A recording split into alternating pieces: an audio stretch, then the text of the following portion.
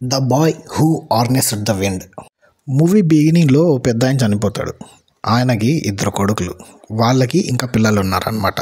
వీడు హీరో, ఇతని పేరు ట్రైవెల్. ఇతనికి ఒక కొడుకు, ఒక కూతురు, ఇంకొక చిన్న పిల్లోడు, భార్య. వీళ్ళ ఫ్యామిలీ అనమాట. వీళ్ళ ఫ్యామిలీ వాళ్ళ ఫాదరే చనిపోయిండేది, అంటే ఈ అబ్బాయి వాళ్ళ తాత. ఈ కథలో ఈ అబ్బాయి చాలా మెయిన్ రోల్ ప్లే చేస్తాడు. ఈ సినిమాకి హీరో వీడని చెప్పుకోవచ్చు. ఒక నిరుపేద కుటుంబం, రైతు కుటుంబం అనమాట. ఇంట్లో ఏవైనా రిపేర్స్ వస్తే ఖచ్చితంగా వీడు దాంట్లో ఏలు పెట్టి తీరుతాడు. దాన్ని బాగు చేయడానికి ట్రై చేస్తాడు, మ్యాక్సిమం బాగు చేస్తాడు. వీడికి స్కూల్కి వెళ్ళి చదువుకోవాలంటే చాలా ఇష్టం, పిచ్చి. సో బేసిక్లీ ఇక్కడ మ్యాటర్ ఏంటంటే వీడికి స్కూల్ ఫీజు కట్టడానికి కూడా వాళ్ళ నాన్న దగ్గర డబ్బులు ఉండవు. ఊర్లో కష్టాలు చూస్తే పక్కన ఉండే టొబాకో కంపెనీ అనేది ల్యాండ్స్ అందరినీ తక్కువ రేటుకి డబ్బులు ఇచ్చి కొనేసుకుంటుంది అనమాట. ఎందుకంటే వర్షాలు త్వరగా పడి ఎక్కువగా పడేసి ఫ్లడ్స్ వస్తుంటాయి అనమాట పక్కన ఏరియాలో. టొబాకో కంపెనీ వాళ్ళు వచ్చి విలేజ్లో ఫార్మర్స్తో అందరితో మీటింగ్ పెట్టి ఎవరైనా పొలాలు అమ్మాలనుకుంటే మేము మీకు $2000 ఇస్తామని చెప్పగానే ట్రైవెల్ వాళ్ళ అన్న తనకి కొంచెం పొలాన్ని అమ్మేస్తాడనమాట. ఈ పిల్లగాడు వాళ్ళ నాయన వచ్చి వాళ్ళ అన్న దగ్గర పోయి ఎందుకు అవి అమ్మేశావు, అక్కడ ఉన్న చెట్లే మనకి వరదలు రాకుండా కాపాడుతున్నాయి పక్క ఊరు నుండి అని చెప్తాడు. దానికి వాళ్ళన్న నువ్వేమో నీ కొడుకుల్ని స్కూల్కి పంపిస్తున్నావు, మంచిగా చదివిస్తున్నావు, డబ్బులు వస్తే బాగా వేరే చోటుకి వెళ్ళిపోదామనే కదా నీ ప్లాను, మరి నేను నా దగ్గర ఉన్న పొలం నమ్మేస్తే నీకేం ప్రాబ్లం అని చెప్తాడు. సో ఈ మెయిన్ క్యారెక్టర్ అయిన ఈ పిల్లగాడు ఏం చేస్తాడంటే పొగులుపూట్లు ఒక్కటే చదివితే మార్కులు సరిగా రావట్లేదు, రాత్రిపూట్లు కూడా చదవడానికి ఒక లైట్ ఎత్తుక్కోవాలి ఇంట్లో చదువుకోవడానికి అని చెప్పి ఆ బ్యాటరీస్ కానీ ఏమైనా దొరుకుతాయని చెప్పి ఒక జంక్ యార్డ్కి పోతాడనమాట. పక్కన టొబాకో కంపెనీలంతా తీసుకొచ్చి ఎలక్ట్రానిక్ చెత్త అంతా అక్కడ వేస్తుంటారు. అక్కడ వాడు ఈ విధంగా బ్యాటరీస్ కానీ బల్బ్స్ కానీ ఏమన్నా దొరుకుతాయేమో అని రోజు వెళ్ళి ఎత్తుక్కుంటూ ఉంటాడు. అలా దొరికిన ఐటమ్స్తో ఎక్స్పెరిమెంట్లు చేసి ఏదో ఒకటి పని చేసేలాగా చేస్తూ ఉంటాడు. అలాగే ఈ ఫ్రెండ్స్ దగ్గర ఒక రేడియో చెడిపోతే ఆ రేడియోను కూడా వర్క్ అయ్యేలాగా రెడీ చేస్తాడనమాట. సో అందరూ వాళ్ళ టాలెంట్ని చూసి మెచ్చుకుంటారు. ఇంకో పక్క వాళ్ళ అక్క సార్గాన్తో లవ్ స్టోరీ నడుపుతుంటుంది అనమాట. అది చూసి ఈ పిల్లగాడు వాళ్ళ ఫ్రెండు మాట్లాడుకుంటారు. సో నువ్వు మీ అక్కని వాడు లవ్ చేస్తున్నాడు కదా, ఆమెని మళ్ళీ ఏమన్నా మిస్యూజ్ చేసుకొని చెడ్డ పేరు తెస్తాడేమో, నువ్వు ఈ కడ్డీ తీసుకొని వెళ్ళి వాడి సైకిల్ని ఎరగొట్టు, అప్పుడు విలేజ్ వరకు వాడు రాలేడు అని చెప్తాడనమాట. సో అలా ఆ కడ్డీ తీసుకొని వాడి సైకిల్ ఎరగొట్టడానికి వెళ్తారు.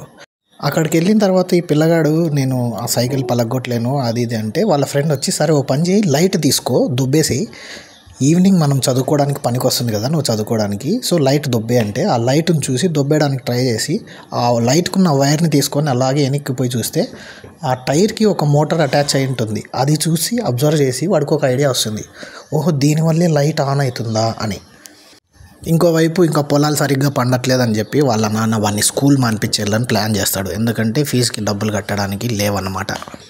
సో వాళ్ళ ఫ్రెండ్ని హెల్ప్ అడగడానికి వెళ్తే వాడు ఏం చెప్తాడంటే అమెరికా మీద టెర్రరిస్టులు అటాక్ చేశారు, దానివల్ల మార్కెట్ అంతా అల్లకల్లోలం అయిపోయింది, ఇప్పుడు మనం ఏదైనా పండించినా కూడా వాళ్ళు కొనుక్కుండే రేంజ్లో లేరు, అదిగాక వర్షాలన్నీ ఎక్కువ పడి ఈ సంవత్సరం చాలా భూములన్నీ చాలా తడిసిపోయినాయి, ఓవర్గా వర్షాలు పడినాయి, తర్వాత ఎండలు చాలా ఎక్కువ వస్తాయి, కాబట్టి ఇదంతా జరిగే పని కాదని చెప్తాడనమాట. సో ఇక ఈ వర్షాలని నమ్ముకుంటే అయ్యే పని కాదు, మనం ఏదో ఒకటి ప్లాన్ చేయాలి, ఒక మోటార్ని రెడీ చేయాలి, ఆ మోటార్ని యూజ్ చేసి ఎలాగోలాగా నీళ్ళు వచ్చేలాగా చేయాలి అని ఈ పిల్లగాడు ఫిక్స్ అవుతాడనమాట. వాళ్ళ సార్ దగ్గరికి వెళ్ళి మీ సైకిల్ తొక్కేటప్పుడు వీల్ తిరిగినప్పుడు లైట్ ఆన్ అవుతుంది కదా, అది ఎలా అవుతుంది అంటే దాన్నే డైనమో ఎఫెక్ట్ అంటారని చెప్తాడనమాట వాళ్ళ సారు. మరి అది ఎలా నేను తయారు చేయగలను, ఏం కావాలి అంటే లైబ్రరీకి వెళ్ళి ట్రై చేయి, దానికి సంబంధించిన కొన్ని బుక్స్ నీకేమైనా దొరకచ్చు అని చెప్పి వాళ్ళ సార్ చెప్తాడు.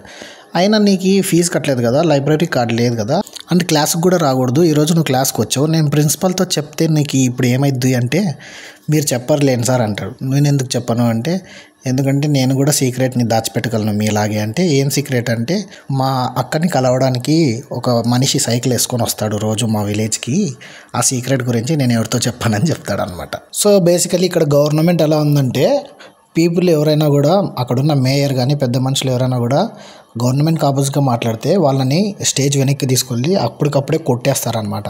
అంత రౌడీ గవర్నమెంట్ నడుస్తుంటుంది. దీనికి తోడు అపోజిషన్ వాళ్ళు ఫార్మర్స్ అందరినీ సపోర్ట్కి పిలుస్తారు. ఇట్లా చాలా గొడవలు జరుగుతుంటాయి.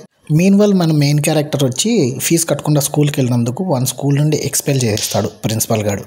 సో ఇక్కడ పరిస్థితులు ఎంత ఘోరంగా మారిపోయాయంటే జనాలు పక్కన పల్లెల నుండి ఫుడ్ లేక ఇంకో వేరే పల్లెలకి వెతుక్కుంటూ ఫుడ్ కోసం వెళ్ళి అక్కడ కొట్టుకునే రేంజ్కి వెళ్ళిపోయింటారు అనమాట ఆకలితో జనాలు. సో ఇక్కడ పిల్లోడు వాళ్ళ నాన్న పక్కన ఊరికి మీటింగ్కి వెళ్ళేటప్పుడు వీళ్ళింటి మీద వేరే పల్లెటూరు వాళ్ళు అటాక్ చేసి వాళ్ళు దాచిపెట్టుకున్న ఫుడ్ అంతా ఎత్తుకొని వెళ్ళిపోతారు. మొక్కజొన్న కంకులు ఇలా ఫుడ్ అంతా వీళ్ళే సేవ్ చేసుకొని పెట్టుకుంటారనమాట. అవి మొత్తం దొంగతనం చేసుకొని వెళ్ళిపోతారంతా. సో ఉన్న ఫుడ్ అంతా దొంగతనం జరిగిపోవడం వల్ల ఇంకా లాస్ట్కి ఉన్న ఒకే ఒక ఆప్షన్ ఏంటంటే మన హీరో గారు తీసుకొచ్చిన కొన్ని కార్న్ గింజలు అండ్ కొంచెం డబ్బులు అవి తీసుకొని రావడం వల్ల వాళ్ళు రోజుకు ఒక పూట మాత్రమే తినగలిగేలాగా ఆప్షన్ ఉందన్నమాట. సో ఈ పిల్లగాని వాళ్ళ అక్క ఏం చేస్తుందంటే ఇంతకుముందే సార్గాడు అడిగింటాడనమాట, మనమిద్దరం ఎక్కడికైనా వెళ్ళిపోయి వేరే ఊరికి పెళ్లి చేసుకుందాం, నువ్వు వచ్చేసి అని. సో వాళ్ళ అక్క ఏం ఆలోచిస్తుందంటే నేను వెళ్ళిపోతే అట్లీస్ట్ వీళ్ళన్నా ప్రశాంతంగా తినచ్చు, నేనుంటే మళ్ళీ ఇంకొకరికి అన్నం పెట్టాలి, నేను వెళ్ళిపోతే నాది కూడా వీళ్ళు తినచ్చు అని చెప్పి వాళ్ళ అక్క ఇంట్లో నుండి వెళ్ళిపోతుంది ఆకలి బాధలు చూడలేక.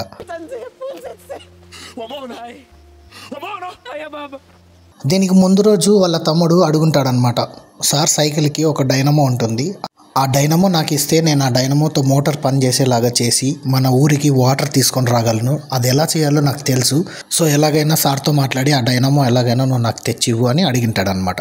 ఆమె వాళ్ళ సార్తో వెళ్ళిపోతూ ఆ డైనమో తీసుకొచ్చి ఇంట్లో పెట్టేసి వెళ్ళిపోయి ఉంటుంది. సో దీని తర్వాత వాళ్ళమ్మ స్కూల్కి వచ్చి నా కూతురు మీ స్కూల్లో పనిచేసే ఆడితోనే వెళ్ళిపోయింది, ఆ తప్పు మీ దగ్గర కూడా ఉంది, అది ఇది అని చెప్పి క్లాస్ వ్యక్తే, ఇప్పుడు నేను ఏం చేయాలి అని అడుగుతాడు ప్రిన్సిపల్. అయితే నేను లైబ్రరీ వాడుకోవచ్చా అని వీడు అడుగుతాడు. సో ఆ లైబ్రరీలో ఉన్న బుక్స్ చదివిన తర్వాత వీడికి ఒక ఐడియా వస్తుంది దాన్ని ఎలా క్రియేట్ చేయాలి అని. ఆ ఫార్ములాని కనెక్ట్ చేసి ఒక ఫ్యాన్ ద్వారా టేప్ రికార్డర్ని ఎలక్ట్రిసిటీతో రన్ చేస్తాడనమాట. అదే ఫార్ములాని తీసుకొని వాళ్ళ నాన్నకు చూపిస్తాడు, అరే నాన్న ఇట్లా నేను చేయగలను, నేను ఇట్లా చేయగలను, నేను పంపు తెప్పించగలను, వాటర్ తెప్పించగలను అంటే వాళ్ళ నాన్న యాజ్ యూజువల్గా ఫ్రస్ట్రేషన్లో ఉన్నాడు కాబట్టి వాని మీద కోప్పడి మూసుకొని వచ్చి ఫార్మింగ్ చేయరా అని చెప్పి తిడతాడనమాట. బేసికలీ ఇలాంటి మూవీస్ ఉంటాయి కదా, మల్లేశం, చిత్రలహరి, జెర్సీ, ఇలాంటి మూవీస్ నాకు చూడడం ఎందుకు ఇష్టం అంటే వాళ్ళు ఎంతో కష్టపడి చిన్నది ఏదైనా సాధించగానే మనకి ఆ సీన్ చూస్తేనే అబ్బా మనమే ఏదో సాధించినట్టు హ్యాపీగా ఉంటుందన్నమాట. అలా ఈ మూవీ అనేది స్లో పాయిజన్ లాగా ఎక్కుతూ వస్తుంది తలలోకి. సో నాకు ఈ ఎక్విప్మెంట్ అంతా రెడీ చేయడానికి పెద్ద ఫ్యాన్స్ తయారు చేయాలి, ఆ ఫ్యాన్ తిరగడానికి నాకు నీ సైకిల్ని మొత్తం ఇప్పాలి, నీ టైర్లని నీ సైకిల్ని అంతా డిస్మాంటిల్ చేసి నేను వాడుకోవాలి అని చెప్తాడు. వాళ్ళ నాన్నకి ఇంకా రేగుతుంది, ఆ ఉండే ఒకటి కూడా లేకుండా చేస్తావా పొరపా అని.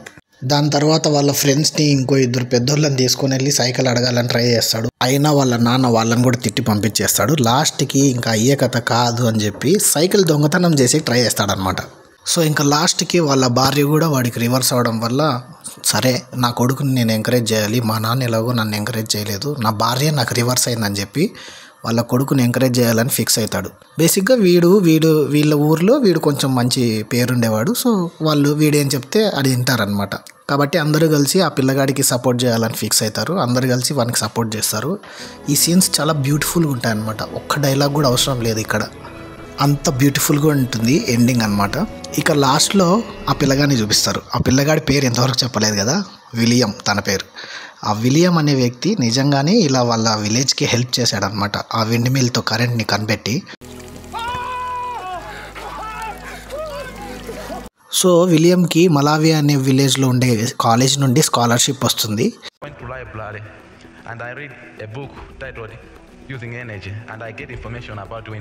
దాని తర్వాత అమెరికాలో తను డిగ్రీ కంప్లీట్ చేశాడనమాట. తర్వాత ట్రైవేల్ వచ్చి తన భార్యతో విలేజ్లోనే సెటిల్ అయిపోయాడు. తన కొడుకు కనిపెట్టిన విండ్ మిల్స్ వల్ల ఇయర్ మొత్తం వాళ్ళు ప్రొడ్యూస్ చేస్తున్నారనమాట, క్రాప్స్ అంటే పంటలు పండించగలుగుతున్నారు. ఇక మన విలియం వాళ్ళకి వచ్చి తన టీచర్ని పెళ్లి చేసుకొని హ్యాపీగా పిల్లలతో ఆ సిటీలోనే సెటిల్ అయిపోయిందనమాట. అప్పుడప్పుడు విలేజ్కి వచ్చి వాళ్ళ అమ్మ నాన్నలన్నీ చూస్తూ ఉంటుంది. సో ఇది the boy who harnessed the wind అనే మూవీ అనమాట.